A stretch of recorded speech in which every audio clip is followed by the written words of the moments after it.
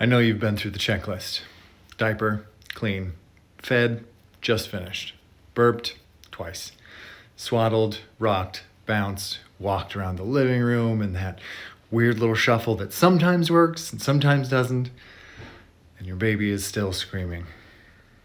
You're standing there holding this tiny person who weighs less than a bag of groceries. And they're rigid, red-faced, fists balled, screaming like something is genuinely wrong. And you're thinking, what do you want from me? I've tried everything. I have been there. With my first daughter, I lived in that loop. I'd go through the checklist like a technician running diagnostics. Diaper, bottle, burp, swaddle, rock. And when none of it worked, I'd start over from the top. Change a diaper that didn't need changing. Offer a bottle that she didn't want. Try the swaddle again, even though she'd kicked out of it 30 seconds earlier. I was treating her crying like a lock, and I just hadn't found the right key yet. Every single scream felt like an indictment, like she was telling me that I wasn't enough. Like a good father would know what to do, and the fact that I didn't meant something was fundamentally wrong with me. There were nights where I wanted to throw something. Nights I had to put her down and leave the room because something inside me was building that scared me. Nights I sat on the other side of the door, listening to her cry, feeling like the worst father alive because I couldn't figure out what she needed. I thought the problem was me, that I was missing something other dads just naturally had. But the problem wasn't that I was broken. The problem was that nobody ever taught me her language. Now, by the time my second daughter came, everything was different. Not because I was a completely different person, because I understood something I didn't understand the first time around. My second daughter almost never reached that full-blown, uncontrollable wailing stage. And I'm not sharing that. I'm not saying that to brag. I'm saying it because it stunned me. Those endless screaming nights that I thought were just part of having a baby, they didn't happen. And it wasn't because she was an easier baby. It was because we'd learned to hear her before she had to scream. We had learned her primary language, her behavior, her body, the tiny signals that she was sending long before the first cry. And because we could read those signals, we could respond before she ever tipped past the edge. She always had our nervous system to borrow. She never had to shout to get it. We never had a night like that again. And that's what I want to give you. Not a hack, not a trick to stop the crying. The language. Your baby's actual language.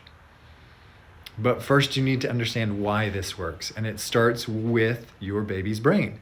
So in the last video, I told you about your brain, the upstairs and the downstairs.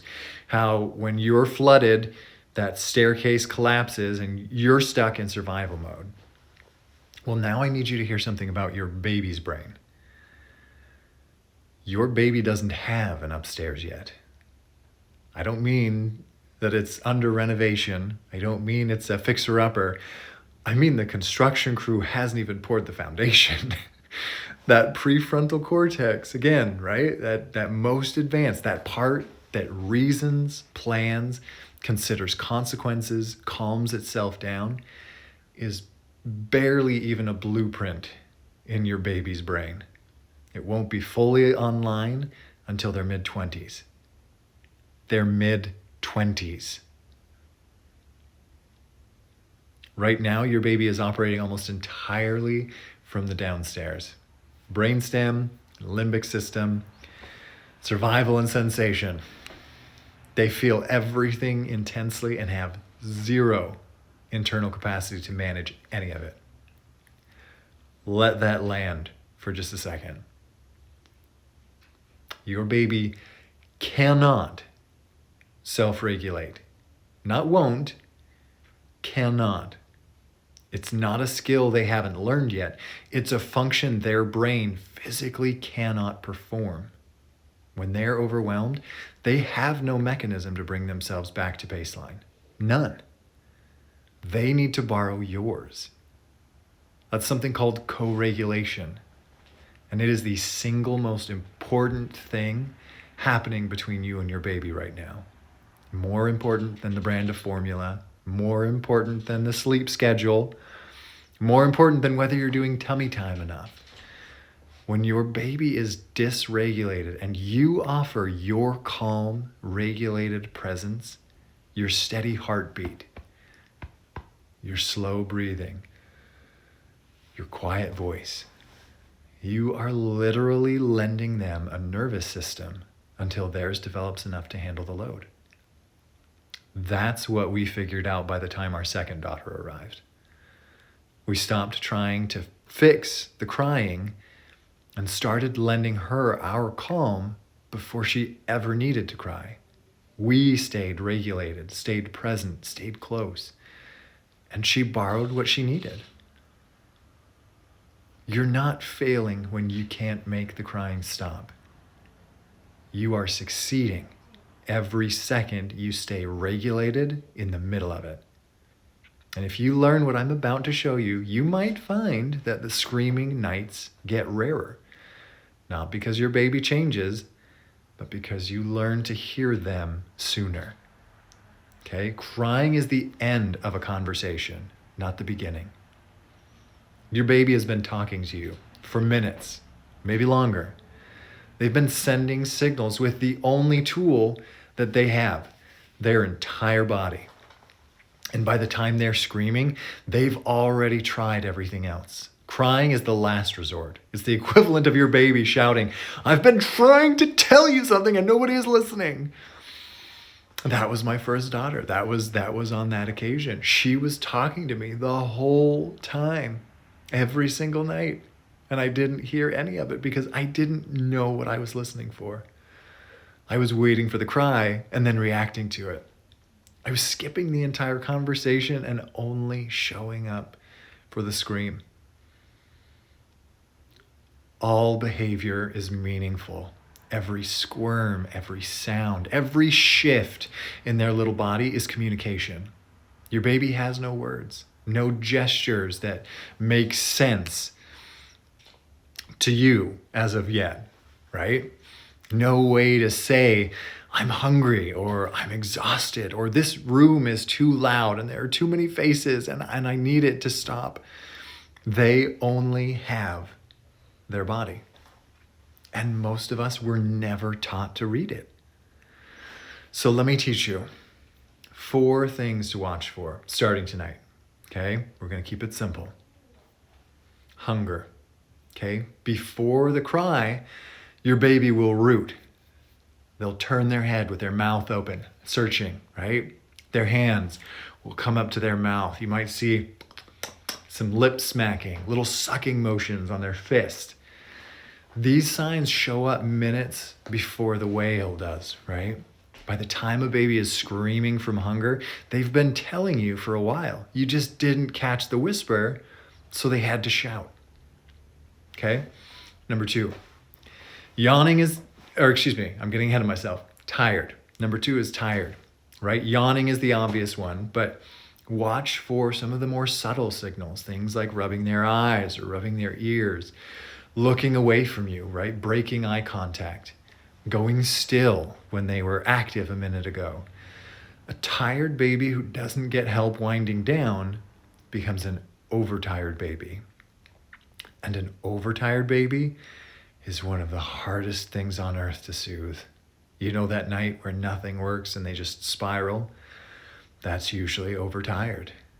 You missed the window and now they're past the point where they can accept help easily. Okay? Number 3, overstimulation. This one catches a lot of dads off guard because our instinct when a baby fusses is to do more faster, do more with more energy, more bouncing, more noise, more faces, more toys. But sometimes the message is just the opposite. Watch for some back arching or fingers splaying wide, maybe turning away from you. So even sudden hiccups or like even just like some fussiness that comes right after they were alert and engaged. That is your baby saying too much. The room is too loud. The lights are too bright. There's too much happening. They need less, not more. Sometimes the most powerful thing that you can do is just take them somewhere dim and quiet and literally just breathe. And then there's the one that people miss entirely. Connection. Your baby makes eye contact with you. They coo. They turn toward your voice when you enter the room. They reach. These aren't random. These are invitations. Your baby is saying, I see you and I want you to see me. When you catch those moments and respond, when you meet their gaze, when you talk back to the coo, when you lean in and let them know you're right here, you are building the neural wiring for trust. You're teaching their brain that the world contains people who notice them, who respond, who stay. And when you miss those moments, because you will, we all do, the repair matters more than the miss. But we'll get to that later. We'll get to that. Here's your assignment for tonight. Before you respond to the cry, just pause, 3 seconds, just watch. What was the body doing before the sound started? Were the hands going to the mouth? Were the eyes rubbing? Was the back arching? What was the conversation that you missed? Okay, you won't catch it every time. Some nights you'll still end up standing in the living room with a screaming baby running through the checklist, wondering what you're doing wrong. That's okay. That was me with my first. I lived there. I know exactly what that floor feels like. But each time you catch even one signal before the cry, something shifts. You stop being the guy who reacts to screaming and you start being the guy who hears the whisper. You learn your baby's language. And they learn something about you. They learn that someone is listening. I'll see you in the next one.